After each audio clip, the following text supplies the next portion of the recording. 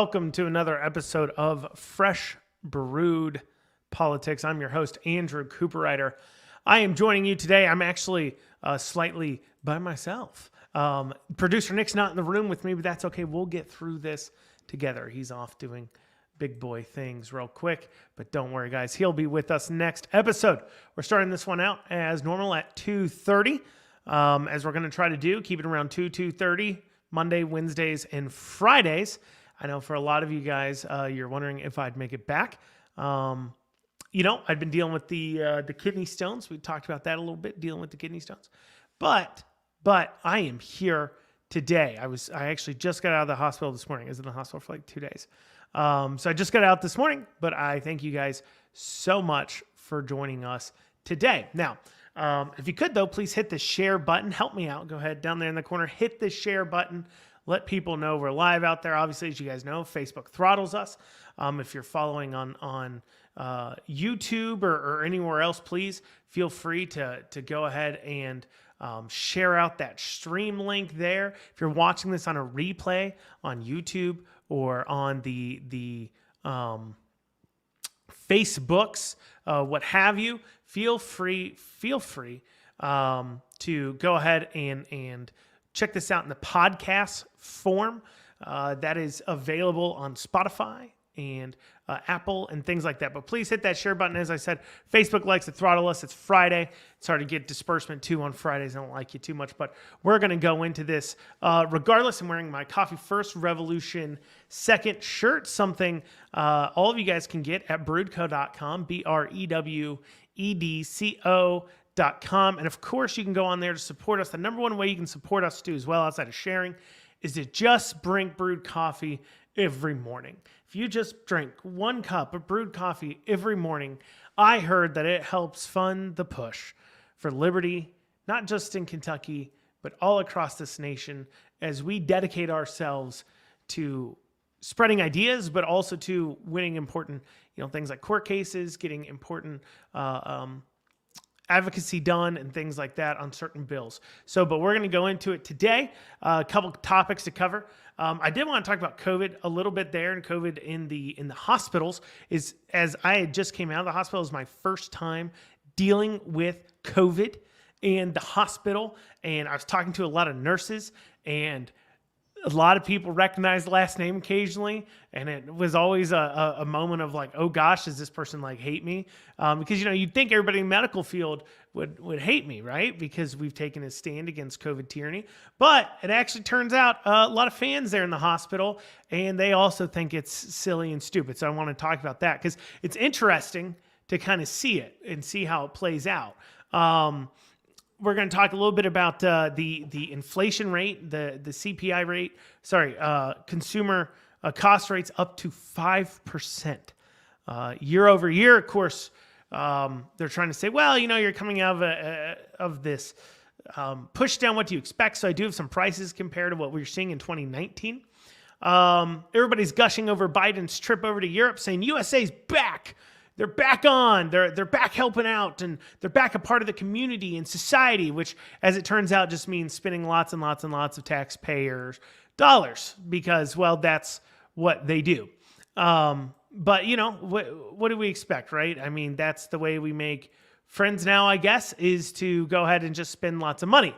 And that's what, of course, everybody all across this world was missing from us, was America spending tons and tons of money. And then also as well, we have Ilhan Omar, Representative Omar, getting a little bit of flack, a little bit of trouble, comparing America to and Israel to that of Hamas and the Taliban.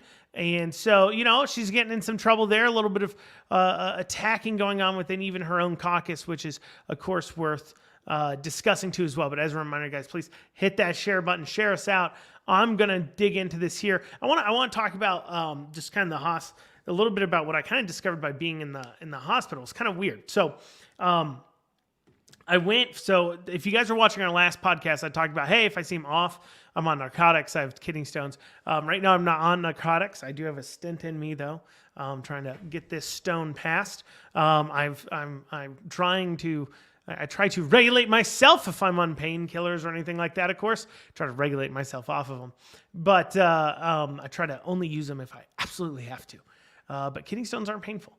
But so I'm in the hospital, and I go in through the emergency room. They do like a COVID screening, which is really weird because, I guess you might be honest there, but it's not weird to do a COVID screening there, I guess. It's just kind of like you screen everybody who comes in. And of course they ask you to wear a mask, which it makes some sense to me. I'm going to be honest with you guys.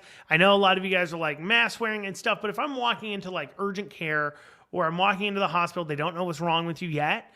Even before COVID, they'd ask you to wear a mask if you had flu-like symptoms, because, you could have something contagious, right? And that makes sense. I mean, we never had an issue with mask wearing. Well, we do have an issue with mask wearing because we now know COVID spreads by aerosols, but even when it's spread by droplets, our issues with mask wearing personally has always been, it was doing more damage than good because you can only spread it when you're infected with it, and you'd only be infected for a certain amount of time, for like at the most like a week or two, you could spread it. And so for the last, year and a half, we've been wearing a mask, or year, in some months, we've been wearing a mask because somewhere in there for 2 weeks, you might have been sick with COVID and not known it. But I can understand going to a hospital, they might want to require you to wear one, especially if they don't know what's wrong with you. That makes sense to me. They asked me to put on a mask. I'm like, hey, this is a situation. Makes sense to me. It's a policy. I don't want to get, of course, anybody else sick. I could be around people who are at risk. I am at the hospital. It's not exactly a thing that you can just choose to go to. So, it's one of those things where, hey, they can't just stay home, right? I put on my mask, right? Now, what was weird, though, is anytime I left my room, I was required to wear a mask, even after I had gotten a negative COVID test. They tested me for COVID before they admitted me into the hospital, and they did me a test for COVID, which was interesting because I was like, oh man, I haven't actually gotten this type of COVID test before, the nose swab. I've gotten an antigen test before, but not this type. But they tested me for COVID, of course, came back negative. But anyways, and so they test me, but even after they just test me, they know I don't have COVID, I still have to wear a mask when I'm going through the hospital, which makes the least amount of sense in the world to me. Like, I don't have COVID. I just took the test. I don't have it. But yet you're still like, you got to wear a mask. That was really weird to me to go through it. And I could tell when I was talking to a lot of the other nurses and doctors and stuff, they agreed. They're like, this is a weird policy. I don't know why. Because I talked to them about that policy. And there's another weird policy that was going on too as well in the hospital. And that was my wife could be with me pretty much during the day from like 7 to like 8, 9 o'clock if she wanted to be. Of course, she wasn't with me the entire time. We do have jobs and kids and stuff. But she actually went to the protest in my stead the other day because I wasn't able to go. But she could be with me during those times, but at night she wasn't allowed to be with me because of COVID. So she couldn't like hang out past a certain time. Like normally, if you get admitted to the hospital, they don't really have like visiting hours per se. They don't have visiting hours per se, and so they just kind of let you in there, and your wife or whatever can stay with you and hang out and everything else. And so, but in this case they couldn't because COVID, and that didn't make any sense to me at all. I'm like, she's already here all throughout the day, sitting in the same room. Like, if she's going to spread COVID, she's going to spread COVID there. It didn't make a lot of sense. But that's just on the COVID policies that, of course, aren't making sense. And even the doctors and the nurses themselves are acknowledging that this isn't making very much sense at all. But on top of that, what I found interesting was there was obviously a few healthcare professionals, like the first one I saw that was like, hey, you want to get the COVID vaccine while you're here? And I was like, hey, no, thank you. I will pass. I've been seeing that it's been causing, especially in young men under 30, some heart issues too as well. So naturally, I was like, no, I will pass on that. I will not get that. I do not want the heart condition. The one doctor kind of respected it. This one nurse kind of talked to me about it. She was like, oh, it's maybe not such a bad idea for you to get vaccinated. I got my kid vaccinated. Their kid's like 13, 14. And I was like, oh, well, everybody's got their own choices to make in life. But I'm not going to judge somebody for their own choices they make. It's just not the choice I would make. And, me personally would make.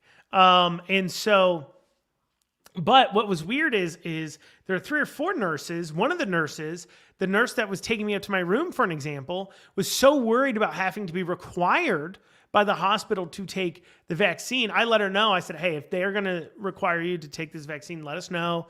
Reach out. Here's some contact info. We probably have some attorneys that we work with that can help you out. So, because there's definitely some religious exemptions here. And so, we did let her know, like, hey, if that's the case, let me know.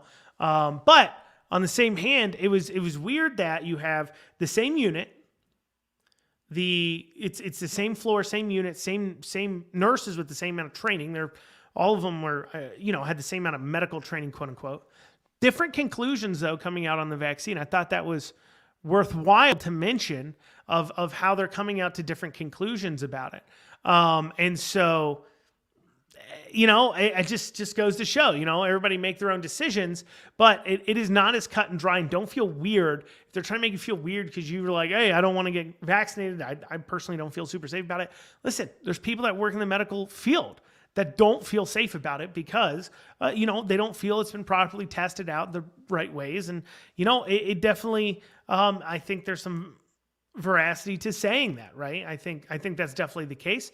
But, hey, just my opinions. I know for me personally, I'm definitely not, I'm personally not super into whole getting vaccinated, but you know what? If you want to do that, that's your choice. Just don't try to force it on other people. That is for sure. Though it is worth noting, what I do find funny is all these stories that are coming out. Like we're seeing this now. There's this study that came out that says it's an observational study saying that hydroxychloroquine actually may be a fantastic treatment for COVID. Now, this is not a peer-reviewed study yet, but it is the first study they've actually done on it to really kind of figure out what it can do or what it can't do for you. And it was just a simple study that they just kind of looked at and did an observational study and said, hey, we're seeing a lot of good results. We need to do further studies into it. Now, why are they just now doing it though? Well, they couldn't study hydroxychloroquine before because of course Trump said it. And as we found out with the lab leak theory, and as we find out with now the hydroxychloroquine situation, treatments and everything else that the doctors have been doing, apparently if Trump said that this was a good thing, then people just didn't do it. So, all of you people that are sitting there taking the vaccine better be pretty happy that Trump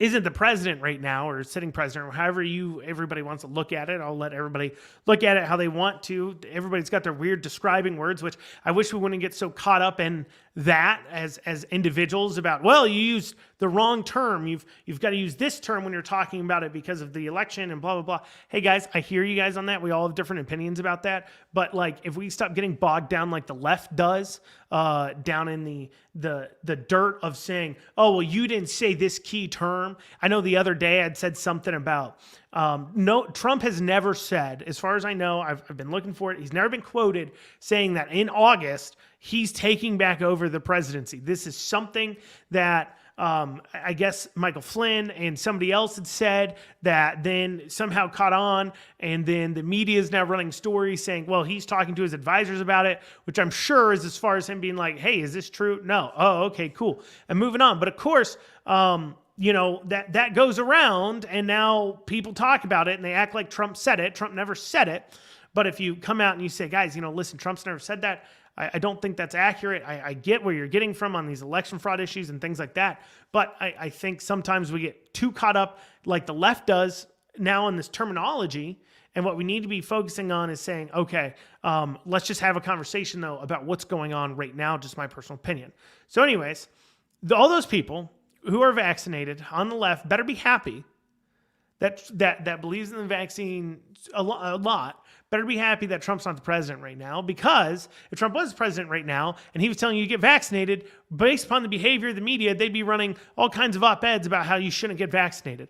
I would guess that'd be what they're doing, because apparently that's what they did about everything else, including the lab leak theory, including now hydroxychloroquine, it looks like, including masks, including a couple of things where Trump was like, hey, listen, the science isn't settled on that. that's not true, or we're seeing some good things about this, then immediately the media would come out and be like, no, that's not true. Don't listen to Trump. He's an idiot. Well, thank goodness he's not the president now saying get vaccinated, because what would they be doing? They'd be coming out and saying Trump's an idiot and everything else. Well, thank goodness to all you people, that are out there taking the vaccines. You probably wouldn't be taking it if Trump was the president right now. And what's that say about you? It says something more about you than it does us. I know that for sure. But regardless, putting that to the side. So that's just my talk a little bit about how I've been in the hospital. But I'm out right now. We'll see how long I stay out for.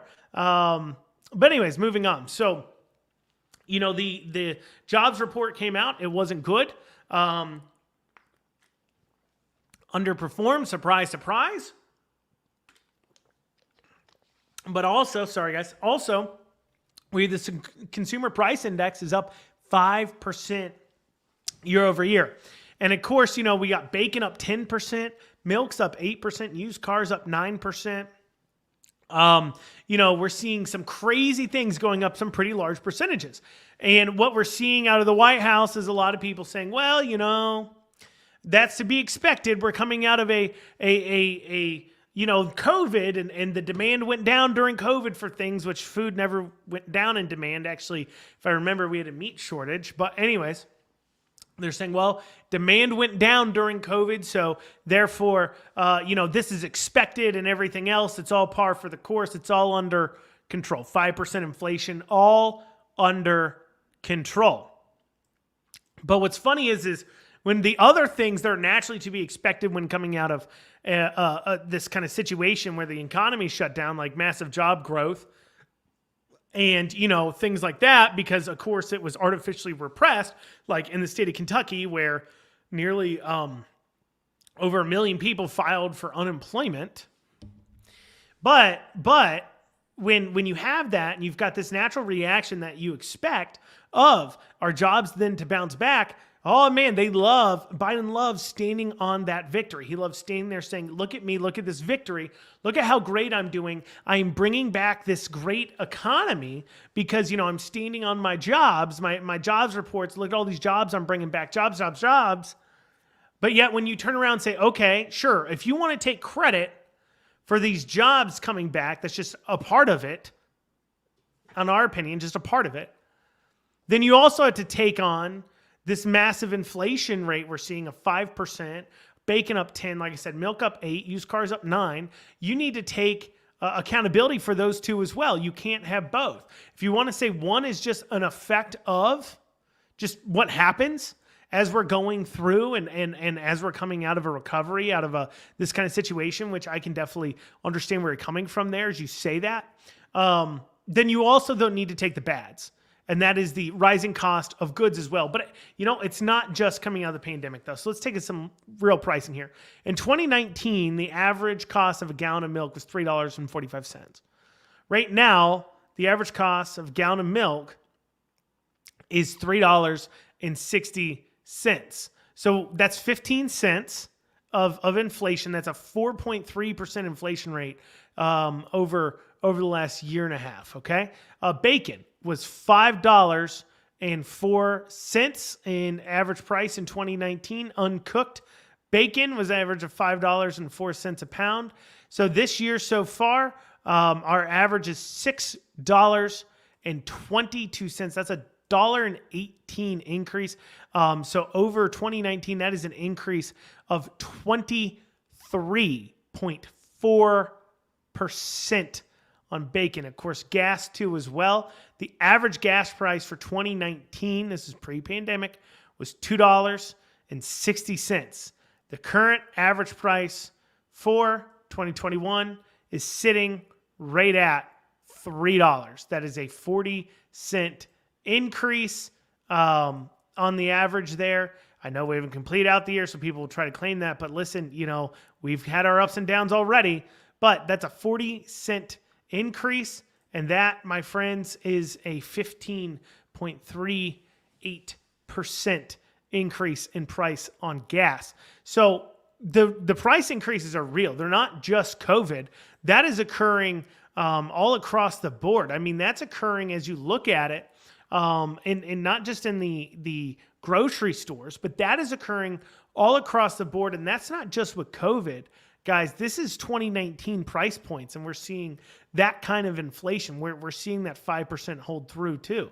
But they want to claim it's coming off COVID. Okay, fine. If you want to claim that that's just a side effect of COVID and the shutdowns, then you also don't get to claim it. And so you don't get that negativity. Then you don't get the positivity that comes with the job growth that is actually less. What you're actually doing the same thing we saw Obama did with a lot of times out of the recession, which is his own policies actually delayed it longer and inhibited our growth. And of course, we're seeing that too, as well as Biden is probably going to seek to raise our corporate income taxes. He's already made deals there with G7, with the G7 countries have a minimum corporate tax rate of 15%. Of course, he's talking about 27%.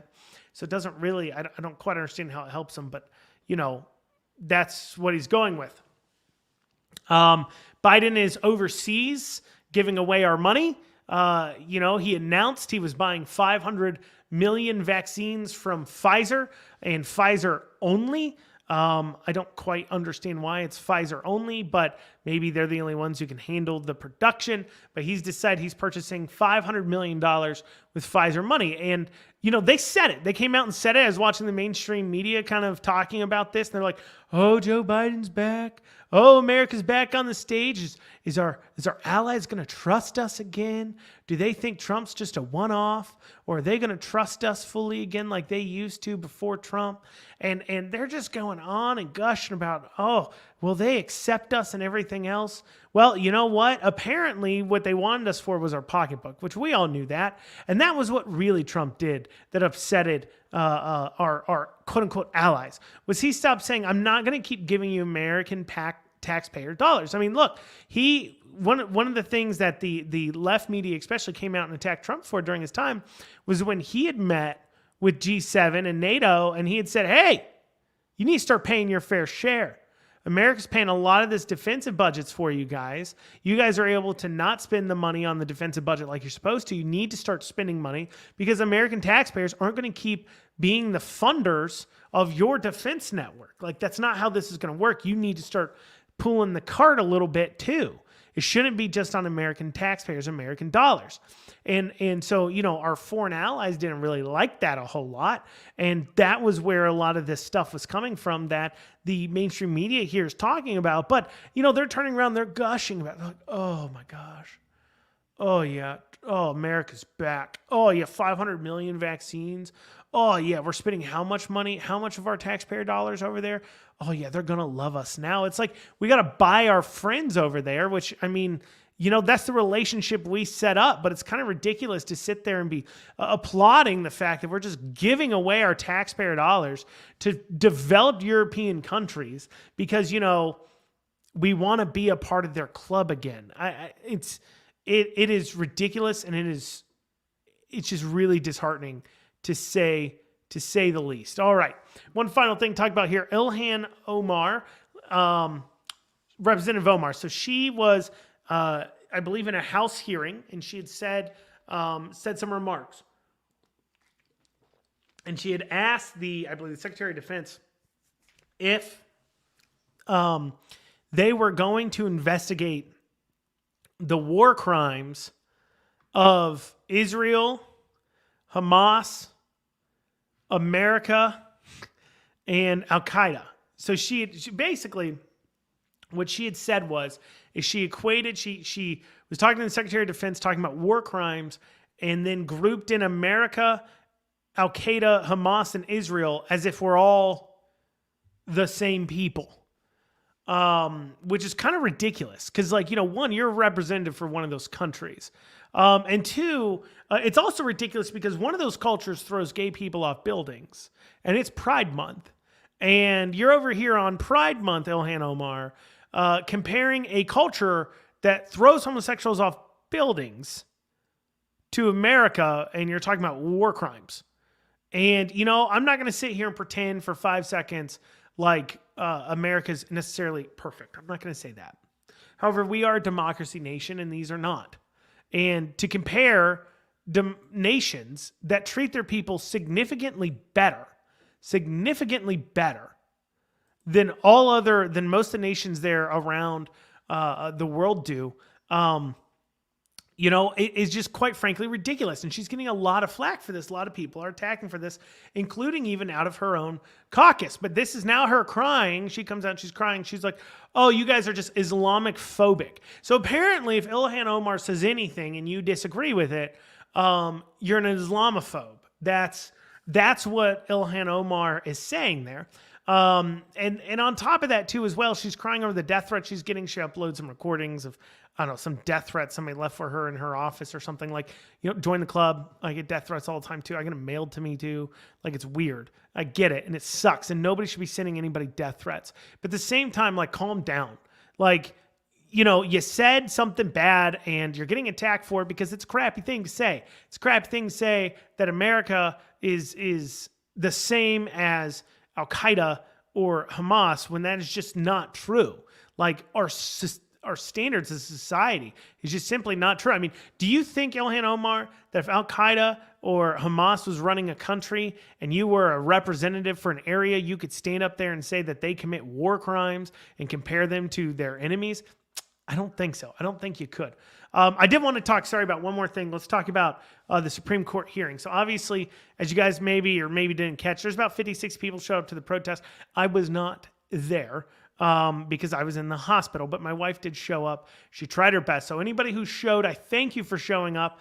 I thank you for coming out. I'm sorry I couldn't be there. I wanted to be, but they admitted me into the hospital at like 10 p.m. the night before. I called up a couple people, tried to do the best I could to get somebody to run it. I know, of course, as we sometimes will have some issues here or there. So maybe we had some issues there. But I thank you guys for your patience. And we, of course, hope to see you at the next protest, at the next thing that we need to take care of. But how'd it go? Well, the arguments were essentially this.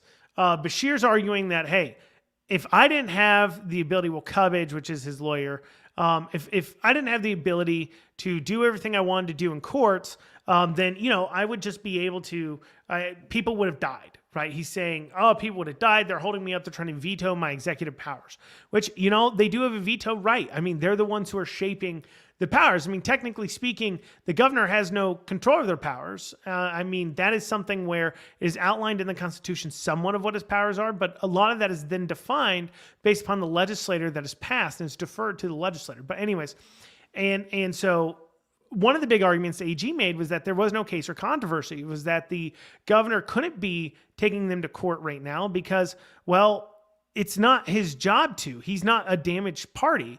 What would normally happen when this law would pass, people like me would then go about our business.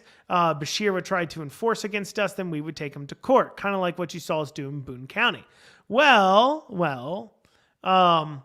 In this case, though, he decided he wanted to take it to court himself, kind of get a preemptive ruling on whether or not it was constitutional or not, which is not the way it goes. And that's what the argument from the AG was the entire time, was we shouldn't even be here, which is an important argument. I mean, a lot of people were like, why didn't he argue more on the efficacy of the mandates and things like that? Me personally, that's an important argument to make because it stops the idea like if they follow the AG's ruling, then the governors in the future just can't do this. They can't, if a law passed that they don't like, run to the legislator to get it injunctified before it even gets to become law. But even then, it technically is law. And we saw that in two other court hearings, the Goodwood case, and also as well, obviously now in the Boone County case, where this law that's been injunctified has been held up by court because it's a really weird way to do things.